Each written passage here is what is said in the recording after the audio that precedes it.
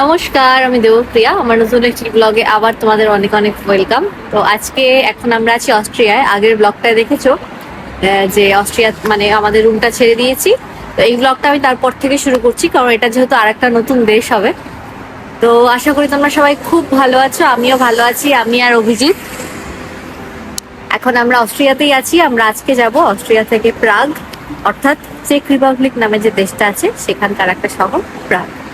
তো আমরা প্রথমে এখান থেকে ট্রেনে করে যাওয়ার খুব সুন্দর সুবিধা আছে। আমরা তো টিকিট অলরেডি আগেই কেটে নিয়েছি, যখন একবারে ট্রিপ প্ল্যান করেছি তখনই। তো এবার আমরা ওই রুমটার থেকে মানে যেখানে ছিলাম সেটা ছেড়ে জাস্ট ট্রামে করে এখানে আসলাম। এবার আমরা এখান থেকে একটু লাঞ্চ করব। লাঞ্চ করে তারপর আমাদের ট্রেন আছে আর একটা দেশে যাওয়ার। তো আমরা এখন এখানে বসে আছি, আর এখান থেকে যে রেস্টুরেন্টটা যাব স্টেশন সামনেই। তো রেস্টুরেন্টটা একটু হাঁটতে হবে। ট্রামে জাস্ট নেমেছি, এখানে আর ট্রামের ব্যবস্থা নেই। তো চলো তোমাদের সাথে পুরো দিনটা শেয়ার করবো প্রাগে পৌঁছানো অব্দি। তারপরে আজকে ওখানে রাত্রেই হয়ে যাবে পৌঁছাতে পৌঁছাতে, কারণ বেশ সময় লাগে।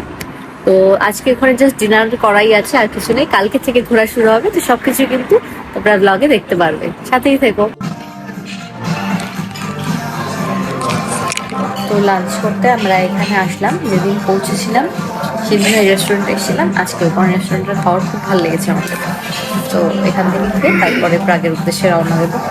চলো দেখি কি অর্ডার করা যায়। আর আজকে এই ভিডিওতে তোমাদের সাথে শেয়ারও করব যে এই ভিয়েনা থেকে আমরা প্রাগে কি করে আসলাম, মানে একটা দেশ থেকে আরেকটা দেশ। তো আমরা এরকম অর্ডার করেছিলাম একটা খুব ফেমাস খাওয়ার। এটা হলো এই ডিশটার নাম হলো শেভাপি। এটা যে কোনো মিট দিয়ে হতে পারে, সসেজ, আর এটা গ্রিল করা থাকে, কয়লার মধ্যে গ্রিল করা, একটা স্মোকি ফ্লেভার পাওয়া যায়। সাথে একটা এরকম ক্রিমি চিজের ব্রেড থাকে। আর এই ব্রেডটা ল্যাপিঞ্জা, এটা হচ্ছে পেঁয়াজ দিয়ে অন্যরকম ভাবে একটা খুব টেস্টি ভাবে বানানো একটা ব্রেড। আর সাথে দিয়েছিলাম এরকম একটা চিকেন ক্রিমি স্যুপ। এটাও কিন্তু অসাধারণ ছিল খেতে। আর যেহেতু ওয়েদারটা বেশ ঠান্ডা ঠান্ডা, তো এরকম স্যুপ খাওয়ার খেতে খুব ভালো লাগে। আর এই ব্রেডটাই ল্যাপিঞ্জা নামে যে ব্রেডটা রয়েছে, অপূর্ব খেতে।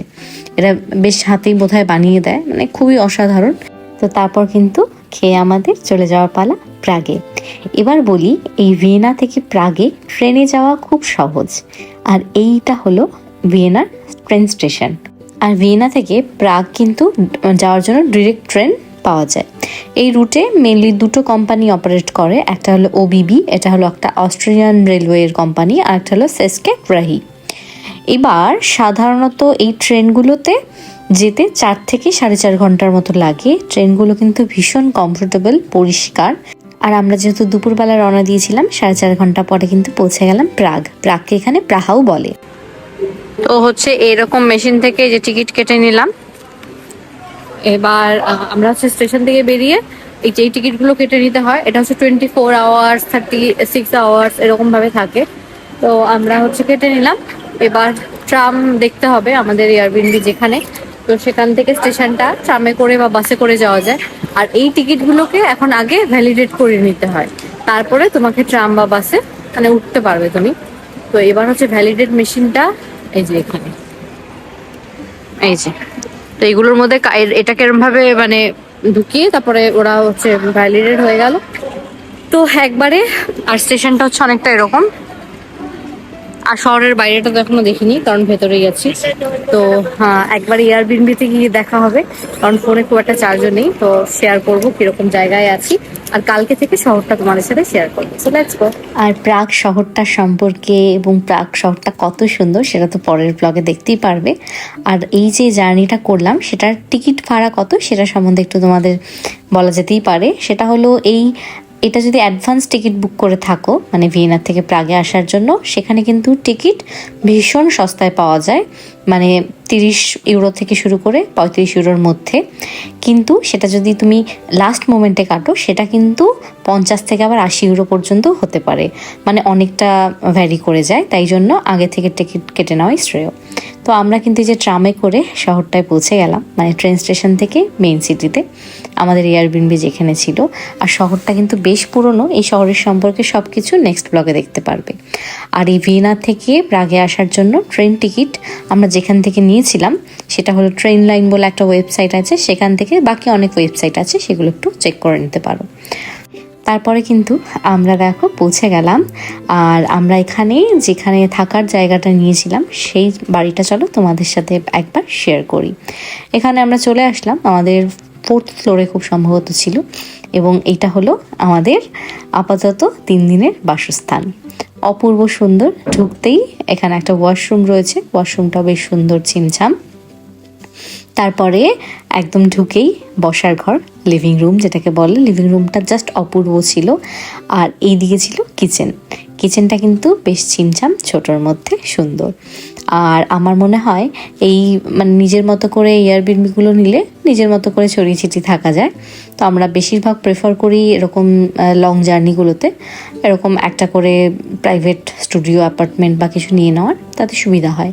আর এই ছিল বেডরুম, খুব সুন্দর একটা আমাদের মানে থাকার জায়গাটা ছিল, একদম মন বসে যাওয়ার মতো। আর এখানে একটা সুন্দর ব্যালকানি ছিল, বাট যেহেতু আমরা প্রতিদিনই সকালবেলা ঘুরতে বেরিয়ে যেতাম, ব্যালকানি বসে চিল করাটা হয়নি। তো ব্যালকানিটা খুব সুন্দর ছিল, এখানে কিন্তু একদম টি টেবিলও ছিল। তারপর কিন্তু আমরা ফ্রেশ হয়ে ঘুমিয়ে পড়েছিলাম। আর এটা হলো নেক্সট মর্নিং, যেটা বলেছিলাম যে এখানে এসে ওই রাতটা রেস্ট নিয়েই আমাদের পরের দিনই কিন্তু প্রাগ শহর ঘুরতে বেরিয়ে যাওয়ার পালা। এবং প্রাগ শহরটা খুব সুন্দর এবং অনেক পুরনো একটা সিটি। তো অনেক কিছু শেয়ার করার আছে, নেক্সট ব্লগে আস্তে আস্তে শেয়ার করব। আর এইটা ছিল আমাদের থাকার জায়গার বাইরেটা। এখন একটু ম্যাকডোনাল্ডসে এসেছি, ব্রেকফাস্টটা করা হয়নি, এখান থেকে খেয়ে তারপর সেন্ড করে যাবো।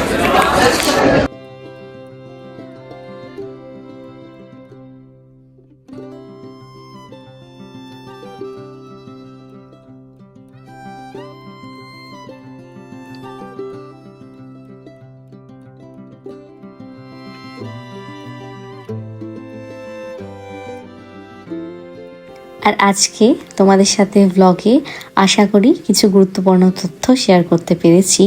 যারা ভিয়েনা থেকে প্রাগে আসতে চাও তাদের জন্য আশা করি কিছুটা হলেও হেল্পফুল হয়েছে।